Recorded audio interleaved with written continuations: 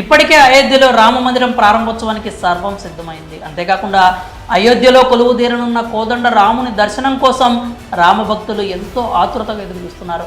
యావత్ భారతదేశం ఆ శ్రీరాముని విగ్రహ ప్రాణప్రతిష్ఠ కార్యక్రమం కోసం 1000 కళ్ళతో ఎదురుచూస్తున్న సమయం ఆసన్నమైంది. ఇంతటి అద్భుతమైన ఘట్టానికి జనవరి 22 వేదికైంది. ఇదిలా ఉంటే ఇప్పటికే అయోధ్య రామ మందిరానికి సంబంధించి నిత్యం ఏదో ఒక వార్త వైరల్ అవుతోంది. అయితే ఇటీవలే అయోధ్యలోని రామ మందిర మహాసంప్రోక్షణకి ముందు శ్రీరాముడి చిత్రంతో కూడిన 500 రూపాయల నోటు చిత్రం ఇంటర్నెట్లో దర్శనమిచ్చిన విషయం తెలిసిందే. కాగా ఇందులో ఎటువంటి వాస్తవం లేకపోయినా దీనిని నిజం చేయాలని గోషామహల్ ఎమ్మెల్యే రాజాసింగ్ డిమాండ్ చేశారు. కొన్ని సందర్భాల్లో ప్రత్యేక నాణేలను రిజర్వ్ బ్యాంక్ ఆఫ్ ఇండియా విడుదల చేయడం సర్వసాధారణం.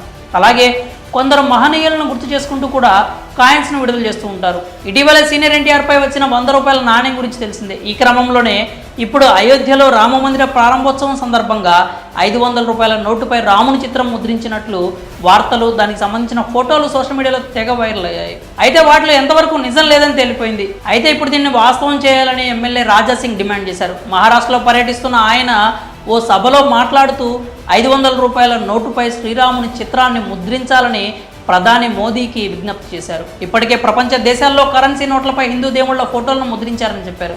అలాగే దేశంలో వక్ఫ్ బోర్డ్ పేరుతో ఉన్న భూములను రిలీజ్ చేయాలని పేర్కొన్నారు. అంతేకాకుండా దేశ విభజన సమయంలో భారత్ను విడిచి వెళ్లిన వారి ఆస్తులను కాపాడేందుకు అప్పటి ప్రధాని నెహ్రూ వక్ఫ్ బోర్డు చట్టం తెచ్చారని ఆరోపించారు. ఒక్క మహారాష్ట్రలోనే బోర్డు పేరుతో 10 లక్షల భూములు ఉన్నాయని, వాటిని మహారాష్ట్ర ప్రభుత్వం రిలీజ్ చేయాలని డిమాండ్ చేశారు. మరి 500 రూపాయల నోటుపై